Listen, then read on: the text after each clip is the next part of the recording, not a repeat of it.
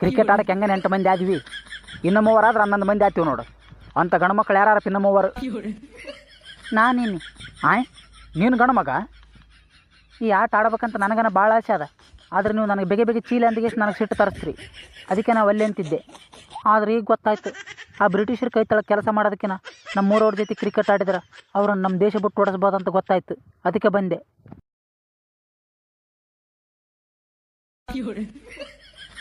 ಅಲ್ಲ, ನೀನಷ್ಟು ಸಲೀಸ್ ಬರತ್ತಲ್ಲ ಬಿಡು. ಆ ಕ್ಯಾಪ್ಟನ್ ರಸಲ್ ಒದ್ದೋಡಿಸಿರ್ತಾನೆ, ಅದಕ್ಕೆ ಬಂದಿದ್ದಿ. ಅವೆಲ್ಲ ಚಾಯ್ ಕೇಳ್ತಿದ್ದಿ. ಆದ್ರೆ ಇಲ್ಲಿ ಗಂಡು ಮಕ್ಕಳಿಗೆ ಅಷ್ಟೇ ಅವಕಾಶ ಅದಪ್ಪ. ಹೆಂಗೆ ಮಾಡಮ್ಮ? ಮತ್ತೆ ಗಂಡು ಮಕ್ಕಳಿಗೆ ಅಷ್ಟೇ ಅದಿಲ್ಲಿ. ಇಲ್ಲಿ ನೋಡಿ ಹೆಂಗದು ಹುಲಿ ನೆಲ ಗುದ್ದಿ ನೀರು ತೆಗಿತದ.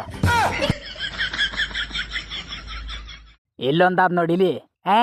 ಅಲ್ಲ ಹುಲಿ ಕೆಲಸ ಮಾಡಕ್ಕೆ ನಿಂತಿತ್ತಂದ್ರೆ ಹಸವನದಲ್ಲಿ ನೀರಾಡಿಕೆ ಅನ್ನೋದಲ್ಲ. ಮತ್ತೇನ ಹಂಗಿವೆ ನಾವು.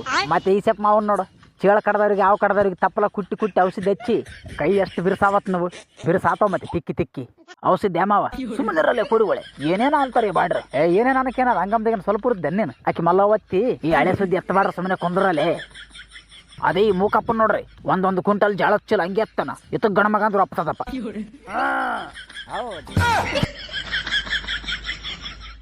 ಅದೇ ಈ ಮಲ್ಲಪ್ಪನ್ ನೋಡು, ವಾರಕ್ಕೊಮ್ಮೆ ಮೈ ತೊಳಕಂದ್ರೆ ಪರವಿಲ್ಲ. ಎಷ್ಟು ಪೆಡಸಾನ ಎಷ್ಟು ಬಿರ್ಸಾನ.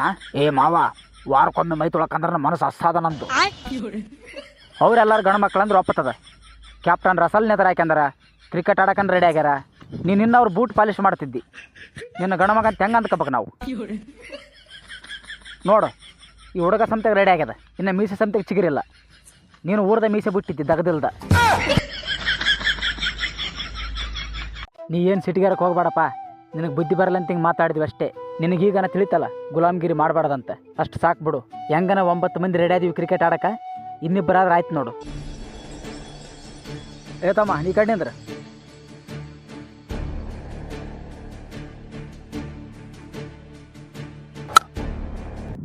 ನೀನು ಎಲ್ಲಿಗೆ ಹೋದ್ರೆ ಬಿಡಂಗಿನಿ ನಿಂದ್ರ.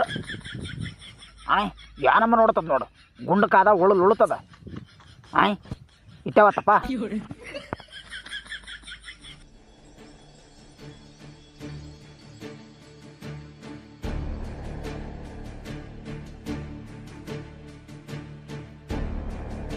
ಚೆಂಡು ತಾರಪ್ಪ. ಚೆಂಡು ಕೊಡ. ಅಲ್ಲಿ ಅವಳು ತಿಕ್ಕೋಳು ಹಿಡ್ದಂಗೆ ಓಡ್ತದಲ್ಲ. ಯಾರಿತ?